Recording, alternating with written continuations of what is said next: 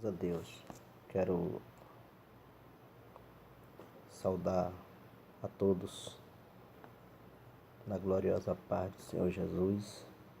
Quero nesse momento agradecer ao Senhor por essa oportunidade. Dizer que estou grato a Deus por ter nos concedido graça, nos ter concedido vida, paz, para continuar nossa caminhada. Como no outro vídeo, que eu fiz, falei que nós estamos vivendo, querido, o tempo do fim. E isso é uma realidade, Os sinais já se cumpriram, restando aí, segundo relatos bíblicos de Mateus 24, apenas 2 sinais, A grande tribulação, que já se iniciou, e o evangelho do reino a ser pregado a toda criatura, e então virá o fim. Então, querido, nessa manhã eu quero, ainda falando acerca do pecado, eu quero meditar com você na passagem do livro de 2 Samuel,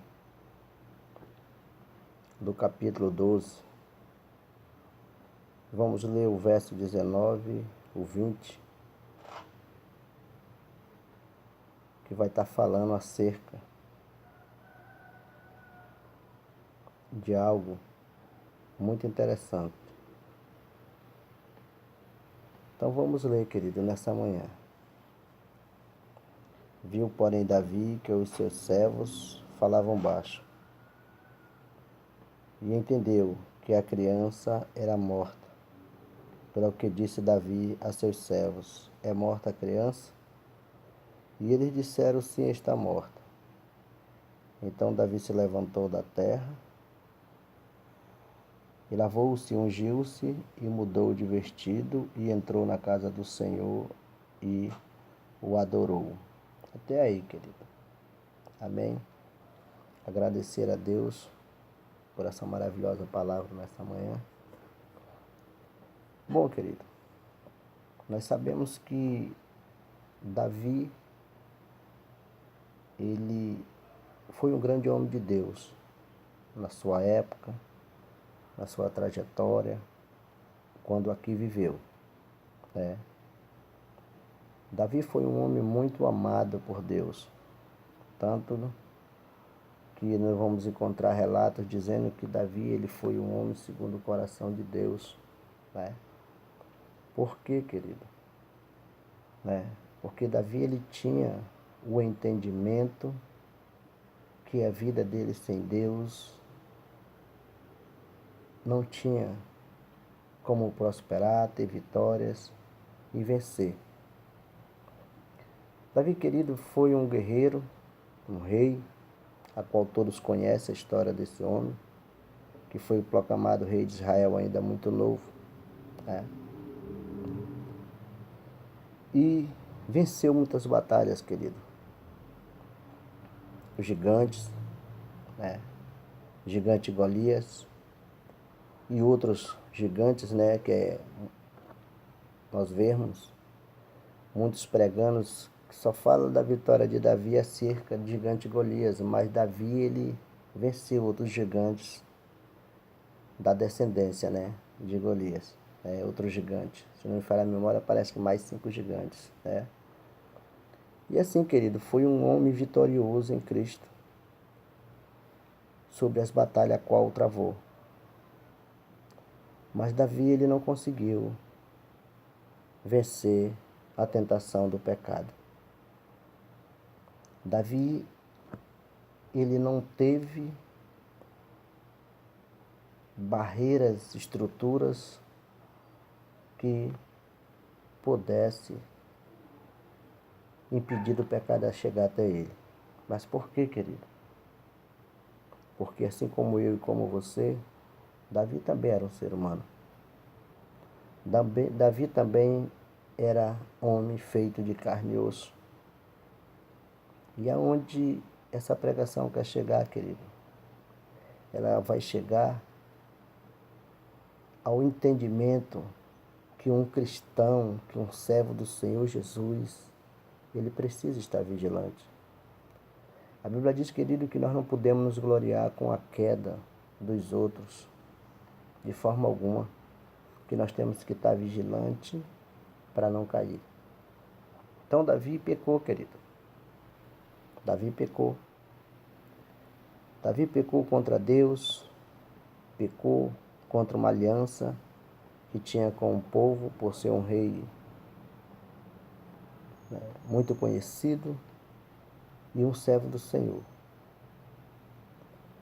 Mas o texto diz, querido, que Davi ele reconheceu o seu pecado.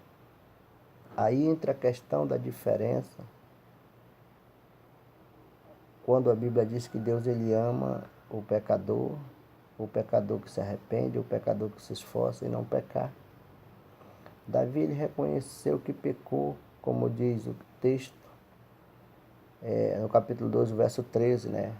Acima do que nós lemos. Então disse Davi a Natã, pequei contra o Senhor. Então ele reconheceu que pecou. Mas ele sabia que só quem poderia perdoar esse pecado era Jesus. Ele confessou para o sacerdote, mas ele sabia que o sacerdote não tinha poder de tirar essa culpa dele. Então, de imediato, Davi, diante das circunstâncias do pecado, ele se prostrou aos pés do Senhor. A Bíblia diz que ele não comeu, que ele não bebeu,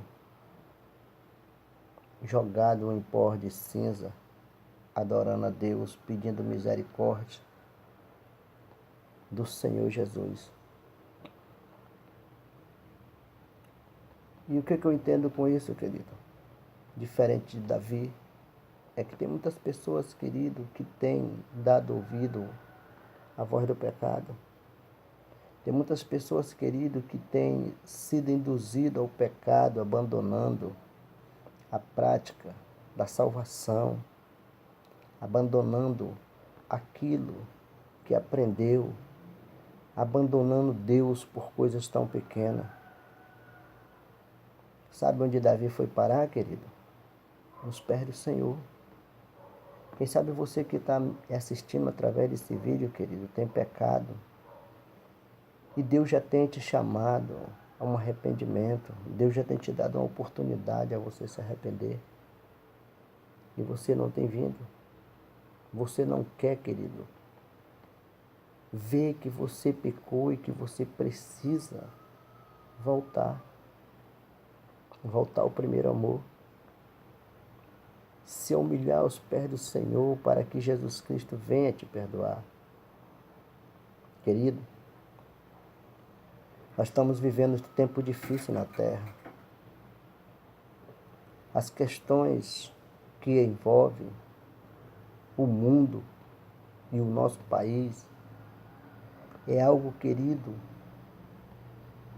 né, muito mais complicado do que você possa imaginar. O mundo, ele está passando, querido, pela reformulação, a qual o Brasil também vai entrar nessa questão, de um governo que vai governar o mundo, que é propriamente dito chamado a ordem mundial. E você pode perguntar, e o que isso tem a ver com o meu pecado? O que isso tem a ver? Querido, quando essa ordem mundial passar a governar, nós não vamos encontrar, nós cristãos não vamos encontrar, querido, saída. Nós não vamos encontrar escapes se nós não tivermos no Senhor. Porque essa ordem mundial, querido, nada mais, nada menos, ela vem para desfavorecer os menos favorecidos. Essa ordem mundial, querido, ela vem nada mais, nada menos. Preparar o caminho do anticristo.